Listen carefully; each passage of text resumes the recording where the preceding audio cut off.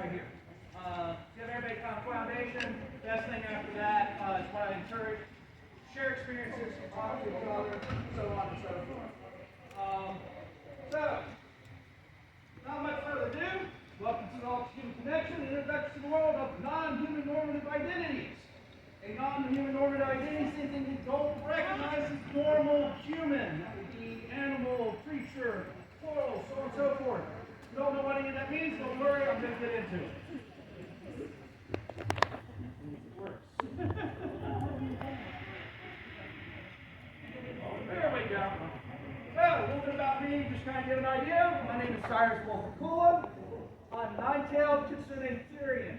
I've been away since about 1998. Again, don't know what that is. I'll get to that. Joined Fairly Fandom shortly thereafter, which was a great way to kind of express and get that out of my system. I'm the founder, for those of you who are in VR chat, of the Virtual Howl. I also help run the Therian Otherkin VR chat group. Admin of countless other, especially Telegram groups. I don't know how I end up as admin of all of them, but the guests I like, they like me. My first con was actually Corral due to COVID and a few other complications. My first in-person con was actually this one back in 2022. So, we're going to start off with a couple of disclaimers or a couple of little caveats here. First off, this is not going to cover everything. There are so many nuances, so many identities, so much to go. There's no way, even if I take the full hour, that I could ever cover it adequately. Not only that, I don't understand all of them myself. I feel like I have a pretty good grasp, but I'm still learning. The Alterhuman community is very fractured. There is no one authority. Every group is going to have, for most of these definitions, is going to have very different variations on them because they're subject to interpretation. There's an asterisk in there because there's one exception to this, which I will point out when we get to it. But most of them are going to kind of hold for the same flavor, and I even include myself in that list. This is my interpretation, my understanding. I've had several years to go over it. I think they're pretty good, but every once in a while somebody challenges me in a way that changes well. They look at them. And then lastly, nobody anywhere, if you're questioning our human identity, is going to be able to tell you whether you are or not. This presentation cannot. I cannot, nobody in this room can. It's very much going to be based upon experience. So, we'll start off with what is an Alterhuman? An Alterhuman is this umbrella term. It's like for sexuality, so the LGBT. This is our umbrella. It is there for all identities that are not what is a traditional human identity. And I personally like to break this down to two different versions of what I call it. An innate identity. An innate identity is one that is not chosen. This is one that is part of a person's basic nature, part of who they are from the get-go. And then chosen identities. These are very valid as well. These are identities that somebody has made a choice, and that choice has influenced it and brought them onto it. And lastly, unfortunately, though we are a furry is not an Alterhuman identity. It is a family. Furries, we love you. Many of us are you. You are to Therians in much the same way the drag groups are to the trans community. Some Alterhuman identities, few examples. Coping link. This is a chosen identity. It's an identity that somebody has picked up and taken on, usually as a result of some sort of trauma. It's a way of a coping mechanism. Choice cat. A person or entity, and you'll see that quite often, who has made a choice. This can start off as a coping like that. But because of time, situation, who they are, we can no longer separate these from they have become ingrained and fully into this. And then other spin are other things. Yeah, this is chosen. This is an identity born of a hyperfixation. You know, they just really love tigers so much they want to be a tiger. Some more Alterhuman identities, plurals. Plurals is a person who identifies as more than one person in a single body. There are a number of reasons that this can be. This is not schizophrenia. This is bullshit. Fiction kin. Fiction kin are a group that identify as a creature of modern fiction. We'll get to otherkin later with dragons and dragonkin. An example of one that would still be a dragon but would still fit fiction kin is a Pokemon, or maybe you identify as Snog from Lord of the Rings. And then other hearted. I'm reasonably convinced that a lot of parties fall into this. Other hearted is a person who identifies with an animal, but not as an animal. This would be maybe it's their spirit animal. Maybe there's still a really strong connection. It's not a this is me. It's a I feel very close to this. Going into a little bit, this is going to be where we're going to mostly focus for the sake of this presentation. Other kinds of theories. This is by far, especially in the bird animal, the largest group. And the important thing is just not all Therians are birds. Not all Therians obviously are Therian. These are two separate groups that share a lot of overlap. So we'll start with otherkin. Otherkin is the far older group. The otherkin is a person who identifies as a non-human creature. This includes elves, vampires, various animals, mythological creatures, what have you. A lot of times it'll get broken out where when I go to Therian later, Therian doesn't count for otherkin. Or counts for otherkin, but not Therian. I disagree with this definition for one very basic reason. Otherkin comes from the elves. The elves are the first group of the modern Alterhuman community to really organize. They organized back in the 1960s, and many of them were inspired to the awakening by Tolkien. They had a letter that they put out in their zines, and it was out in the early 90s. They had a typo on that letter for the word that they had for everybody who was not an elf. The word was otherkind and was mistakenly shortened to otherkin. As otherkin rolled off the tongue better, they liked it, they stuck it. As years went on, otherkin became a symbol as well. The otherkin symbol is the hexagram, a fairy star, or elven star. It's a 7-point star. This comes from kind of within the otherkin sphere, a little bit more detailed, not about what nesting dolls. Therian, a person who identifies as a non-humanoid creature. This is an animal. This is a mythological creature. This is not the elves and the vampires, however. This is symbolized by the theta delta. The theta delta is the Greek letters theta and delta put over top of each other. The theta simply because it kind of rhymes with Therian. And delta for change. Any change is a desired change, the perceived change. Something of that nature. Usually a lot of people attribute it to shifts, which we'll get to in a moment. Going a little deeper into Therians, there are several different types of Therians. Again, these are not all of them. Therian-mythic, a person who identifies as a mythical creature. That's me. Paleo-Therian, a person who identifies as a creature of prehistoric times, meaning that a dinosaur, Smilodon, something along those lines. Therian, a person or entity who identifies as multiple creatures or the entirety of a class. This would be, for example, maybe you identify as dogs and wolves and not foxes, or maybe you identify as all kingdoms. That would be a Therian. Within that, we have the Therians. Therians are people who live in a perpetual state of shift. They are, to some degree, always feeling as if they are not human at all times. And then Polytherian. Polytherian, which, like a lot of things, somebody who can identify as multiple animals or creatures at the same time. This can be for a lot of different reasons that I'll get into a little bit later. And then Therian also can identify as any combination of these. It's not just a you can only be one or the other. The key terms here. Awakening, you heard me use that very early on. The awakening is a point in time when a person becomes aware of their alternative. They may not know what that identity is, but it's the hey, I may not be entirely human to this identity. I may Epiphany, this is the exception. Why is exception? Because this is my gift to the community. So Epiphany is the point in time in which you understand what your Alterhuman identity is. A little bit of example for myself. I was awakened when I thought I was Rack. I spent many years very confused.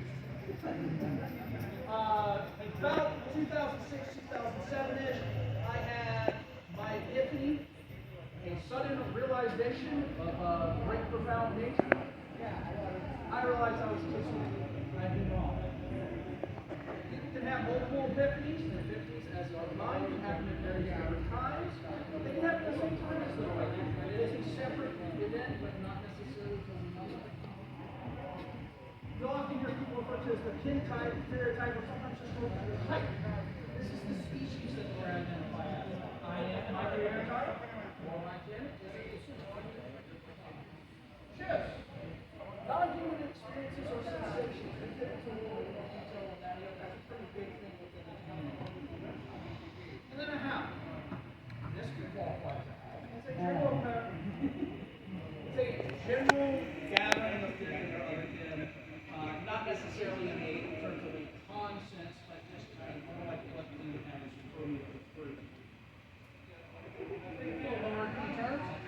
Species dysphoria or dysmorphia.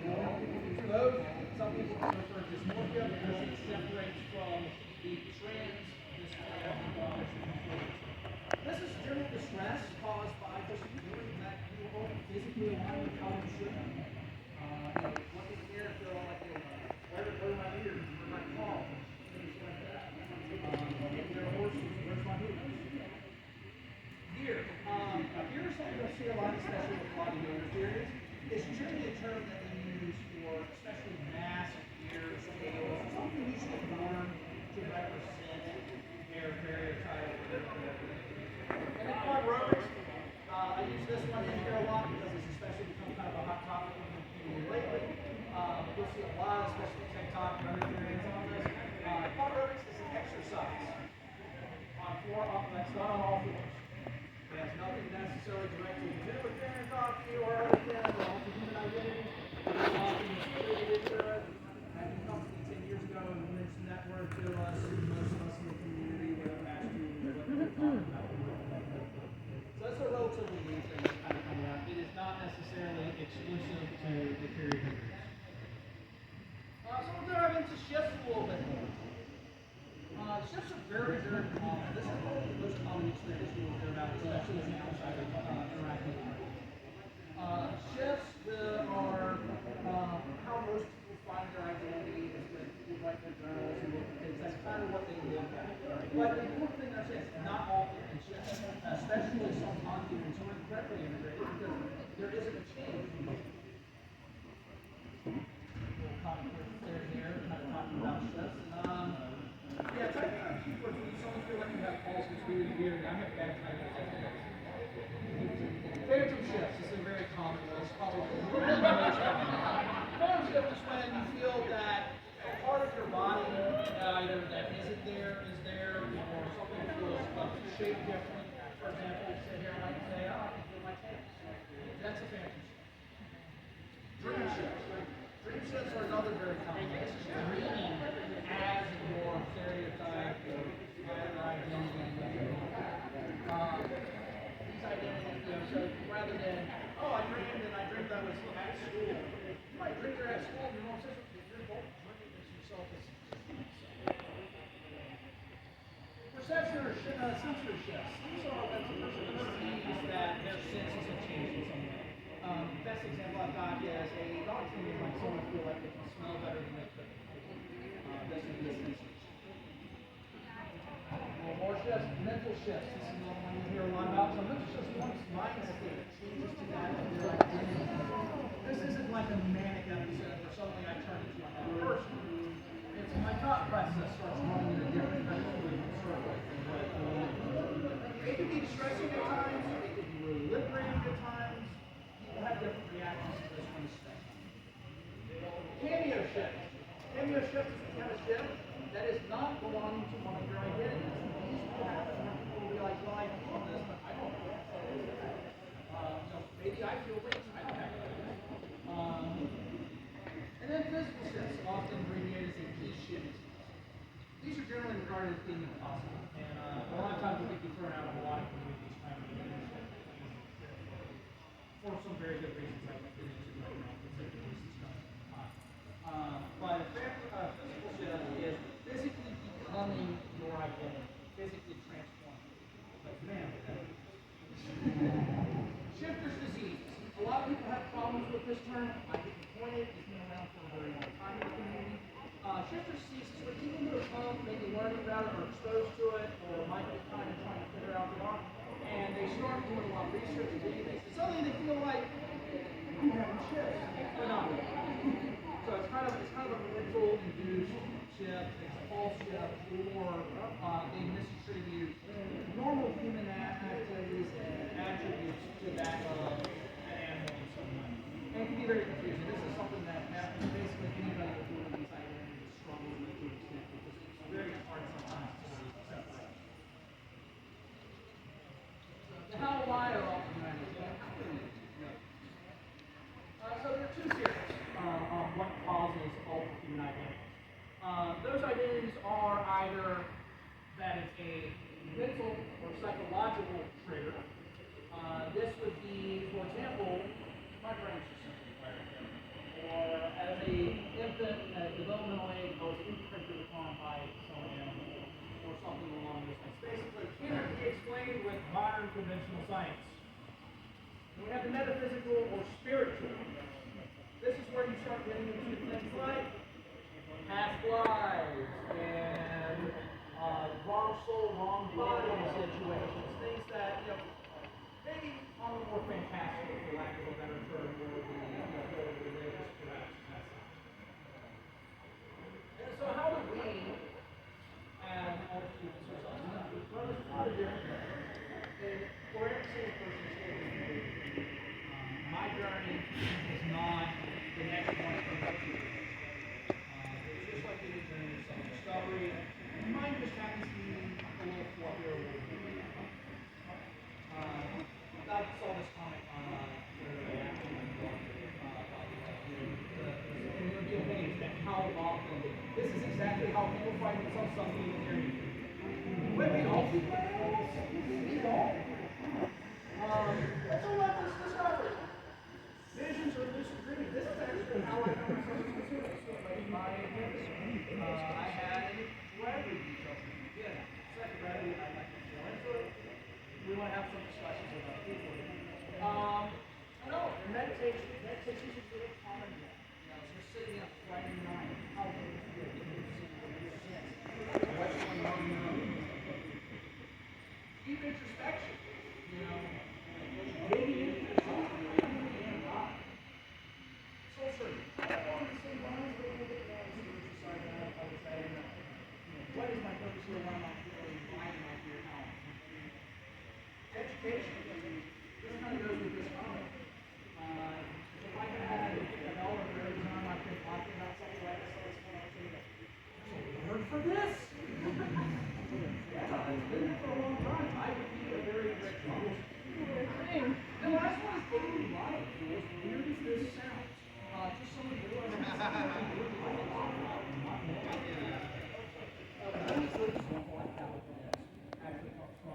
I was not I was in another position earlier this year.